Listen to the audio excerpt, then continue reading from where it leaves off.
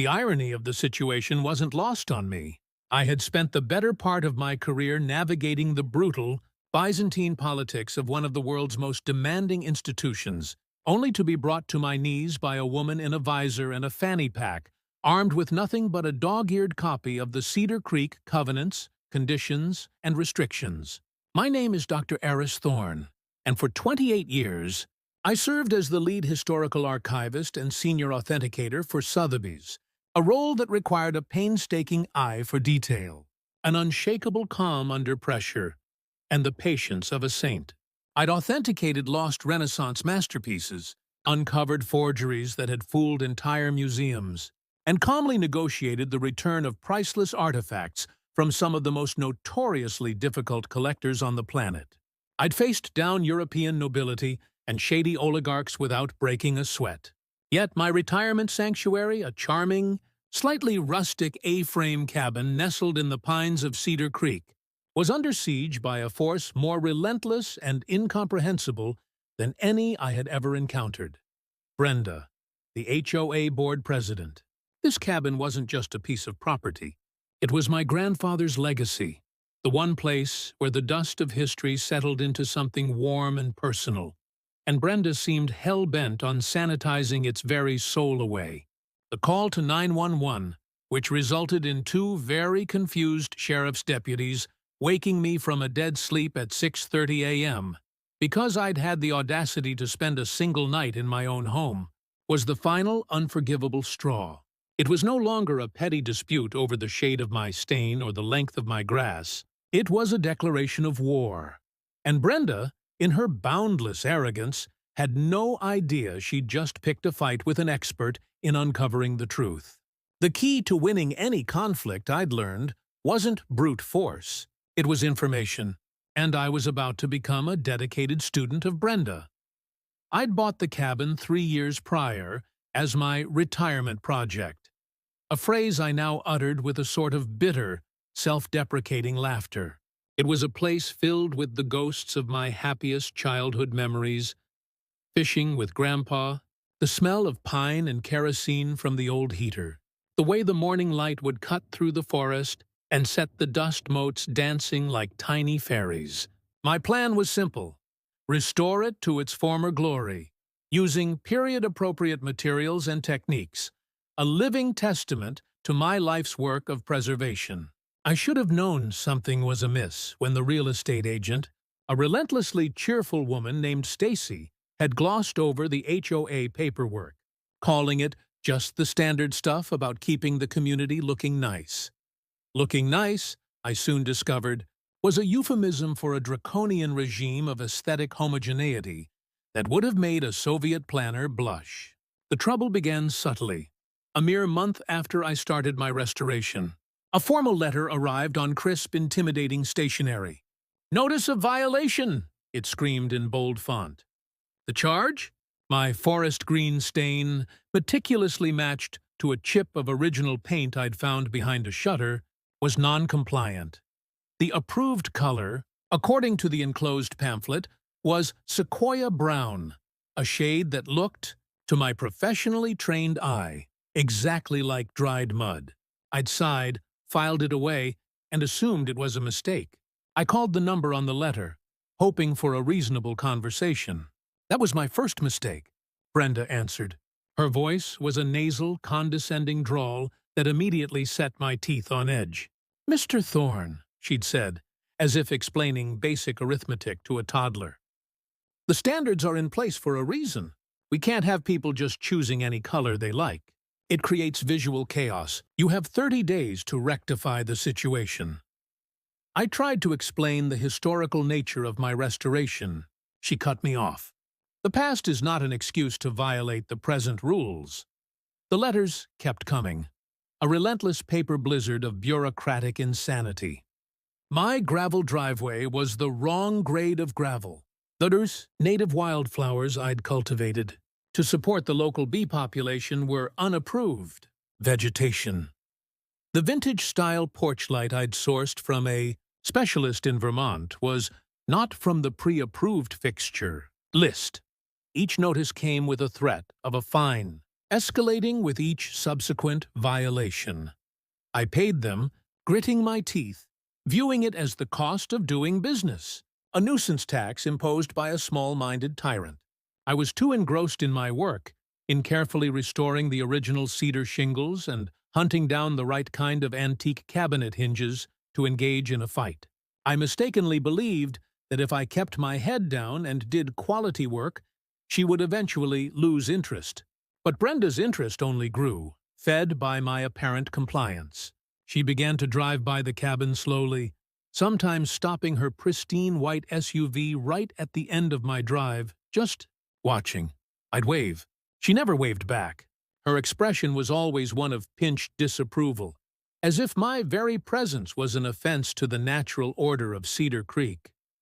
The conflict reached a new low when I decided to tackle the stone fireplace. The original river rock was beautiful, but the mortar was crumbling. I hired a local stonemason, a quiet, talented man named Joe, who understood what I was trying to achieve. We were 2 days into the repair when Brenda's SUV screeched to a halt. She marched onto my property, my private property, without so much as a greeting. "What is this?" she demanded, pointing a trembling finger at Joe's careful work. "Unauthorized structural modification." I took a deep breath, the cool mountain air doing little to quell the heat rising in my chest. "Brenda, it's a repair. The mortar was failing. It's a safety issue." She pulled out her phone and started taking pictures. "All modifications require pre-approval from the architectural committee. This is a flagrant violation. Cease work immediately, or I will be forced to levy a daily fine until it is restored." Joe looked at me, his expression a mixture of pity and anger. "Lady, I'm just putting new mud between the old rocks," he said, his voice low. She didn't even look at him. "Cease and desist." That was the day I realized this wasn't about rules. It was about power. Pure, unadulterated, petty power. The 911 incident was her masterpiece. I'd been working late into the night, finishing the interior bookshelves. The scent of sawdust and linseed oil was a perfume of accomplishment. A storm had rolled in, a proper mountain gale that made the windows rattle and the pine trees sway violently. Driving down the winding, unlit road in that weather would have been foolish, if not outright dangerous. So I did the logical thing.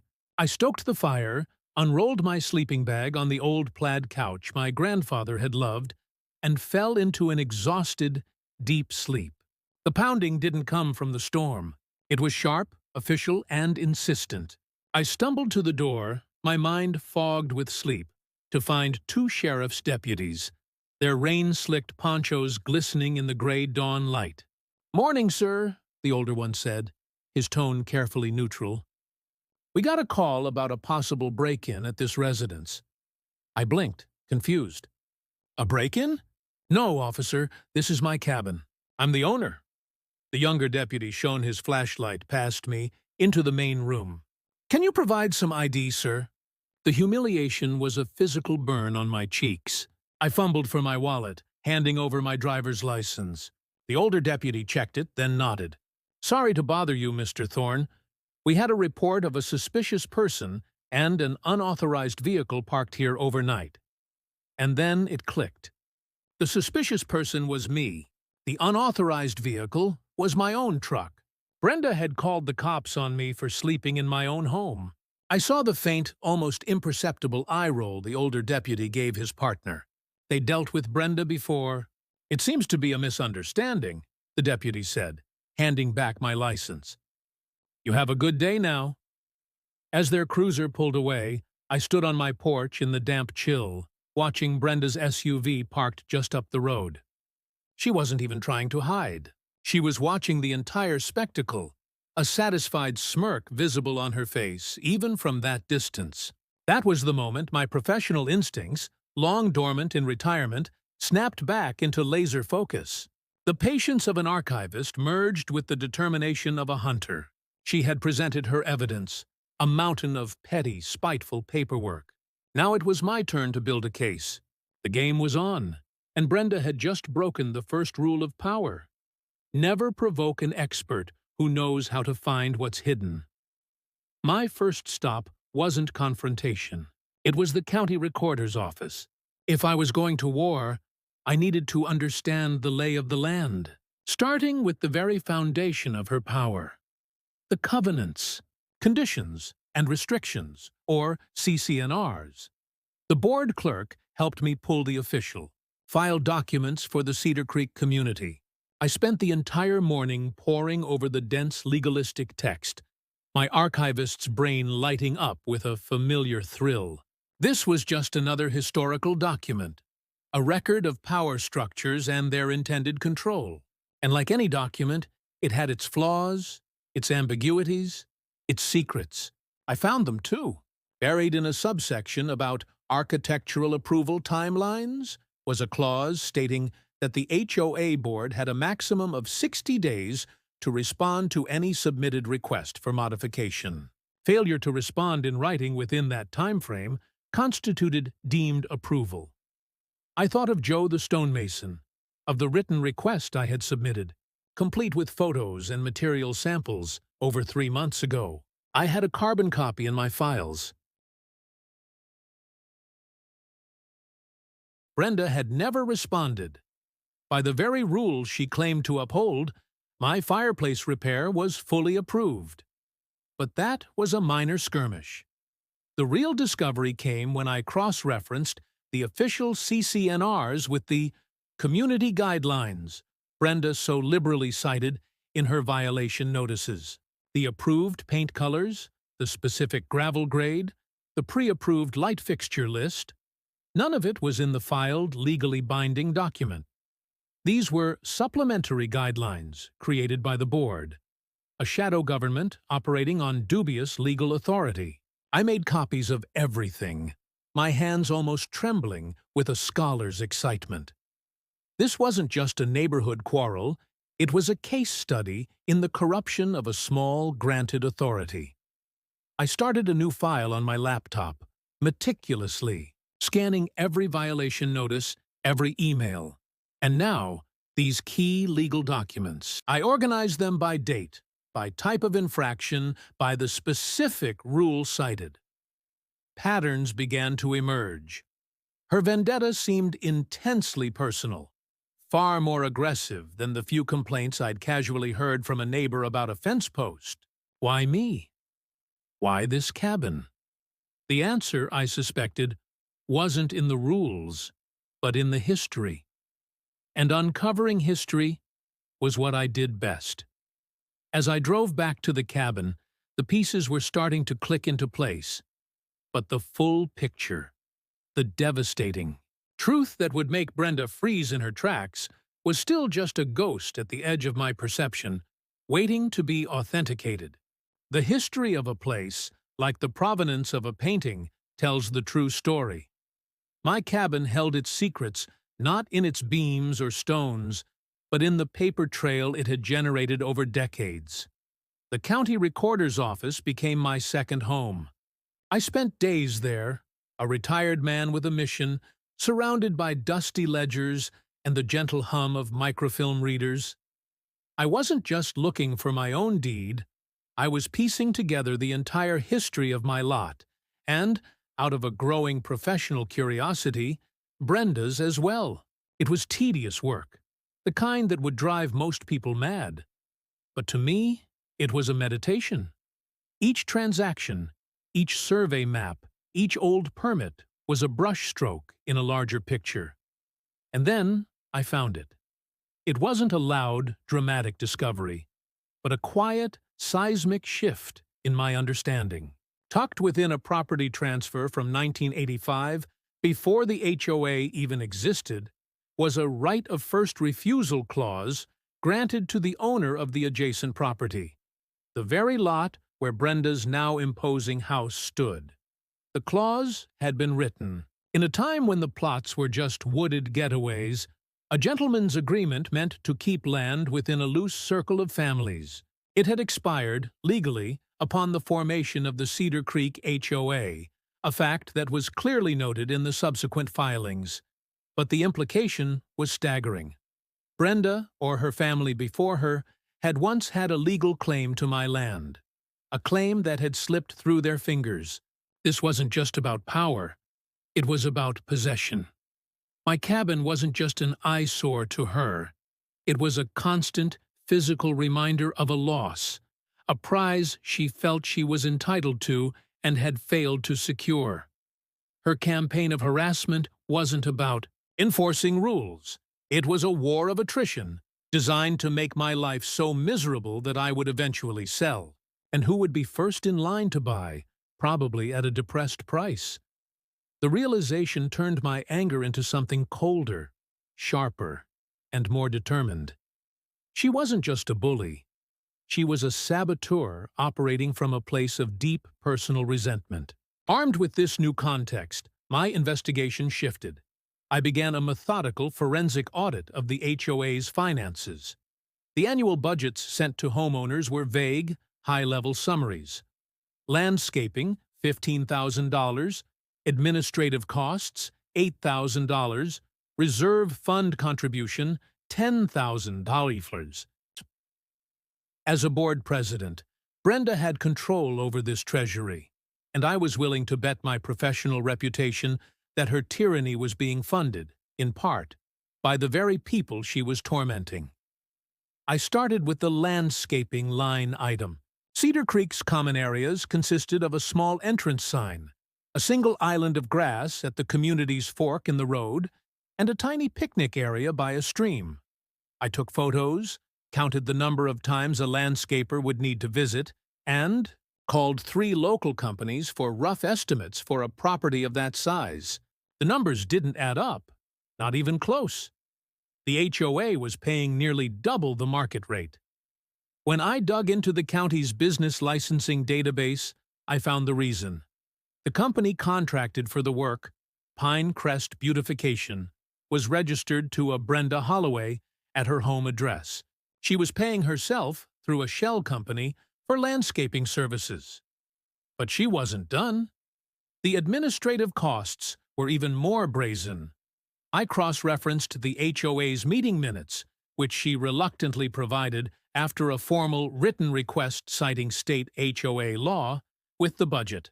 There were line items for postage, office supplies, and printing that were astronomical for a community of 20 homes. My curiosity piqued. I decided to do a little field work. One evening, I followed her husband, a meek man named Gary, on his weekly trip to the big box store in the valley. I lingered in the office supply aisle, pretending to look at printer paper. I watched him load his cart with reams of paper, expensive ink cartridges, and fancy binders, all paid for with a credit card I recognized from the HOA's financial statements as the corporate account. They weren't just skimming. They were brazenly using the HOA as their personal piggy bank, funding their entire suburban life with other people's money. The final, irrefutable piece of evidence fell into place by accident. I was at the local hardware store, buying more supplies for the cabin, when I ran into Joe, the stonemason. We got to talking, and I mentioned, offhandedly, my frustrations with Brenda and the HOA finances. Joe let out a low whistle. Yeah, she's a piece of work. You know, the guy who did her driveway and the big patio in her backyard? He's a buddy of mine. Said she paid him in cash, but the invoice was for triple the amount. Told him it was for tax purposes, and he shouldn't ask questions. My heart hammered against my ribs. This was it. This was fraud. Plain and simple. She was creating fake invoices for work on common areas, having the HOA pay the inflated amount to her contractor accomplice, who would then kick back the bulk of the cash to her. The Pine Crest beautification scheme was just the tip of the iceberg. She was embezzling on an industrial scale. I had the motive, the bitter loss of the right of first refusal. I had the means, her position as board president. And now I had the evidence, a web of financial deception. I compiled everything into a single damning dossier. The historical property records, the comparative landscaping estimates, the business license for her shell company, the photos of her husband making personal purchases, the sworn, notarized statement from Joe's contractor friend about the fake invoice. It was a thing of beauty, a narrative of corruption so clear and compelling that it would be undeniable. I didn't need to sling mud or have a shouting match in the street. I had documents, and documents in the right hands were more powerful than any tantrum. The annual HOA meeting was held in the community clubhouse, a sterile room that usually saw an attendance of 5 or 6 bored homeowners. This year was different. I had quietly spoken with a few of my most aggrieved neighbors, showing them just enough of my findings to pique their interest and assure them that change was coming. The room was packed. Brenda sat at the head of a folding table, a stack of papers before her, looking positively regal. She called the meeting to order, her voice dripping with condescending authority. She began her report, droning on about the importance of maintaining standards and the need for another special assessment to replenish the depleted reserve fund. This was her shakedown, the culmination of her plan. When she opened the floor for questions, I stood up. The room went quiet. "Brenda," I began, my voice calm and clear, the same tone I used when addressing a room of museum curators. "I have a few questions about the finances." She sighed theatrically. "Mr. Thorne, we've been over this. The budgets are distributed annually. If you have issues with paying your fair share, we can discuss it privately." "Oh, it's not about paying my share," I said, a small smile playing on my lips. "It's about where that share is going. For instance, could you explain the services provided by Pinecrest Beautification and its relationship to you?" Her face went pale. It's a vendor we contract with. They do excellent work." "I'm sure they do," I said, pulling out a copy of the business license. "Especially considering the owner of Pinecrest Beautification is one Brenda Holloway, at this address. It seems you're paying yourself nearly double the market rate for landscaping. That's not excellent work. That's self-dealing." A murmur rippled through the room. Brenda's eyes widened. "How dare you! This is slander!" "It's a matter of public record," I replied coolly. I then moved on to the office supplies, showing the photos of her husband and the credit card statements. The murmurs grew louder. Panic was setting in on her face. "And finally," I said, my voice dropping, becoming deadly serious, "there's the matter of the fraudulent invoice for your personal patio and driveway work, billed to the HOA as a common area drainage improvement. Seeds! I have a sworn statement from the contractor involved." I held up the notarized document. "You've been systematically embezzling funds from this HOA for years." The room erupted. Brenda was frozen, utterly paralyzed. Her mouth opened and closed, but no sound came out. The smug, superior mask had shattered, revealing the terrified, cornered woman beneath. She looked at me, and in her eyes I saw the dawning, horrifying realization of who I was. I wasn't just a retired man she could push around. I was an archivist. I was an authenticator. I was a hunter of truth, and I had just authenticated her downfall. In the ensuing chaos, the homeowners voted unanimously to remove her from the board and immediately file a police report for embezzlement. The sheriff's deputies, who had once woken me up at dawn, now arrived to read Brenda her rights. As they led her out in handcuffs, she looked back at me, her face a ghostly white. She was finished. My grandfather's cabin was safe, not because I'd shouted the loudest, but because I'd dug the deepest. Triumph, I learned, isn't always loud. Sometimes it's the satisfying, silent click of a puzzle piece falling into place, the restoration of truth, and the peace of knowing you defended your home. What's your HOA horror story? Share your own tales of justice in the comments below.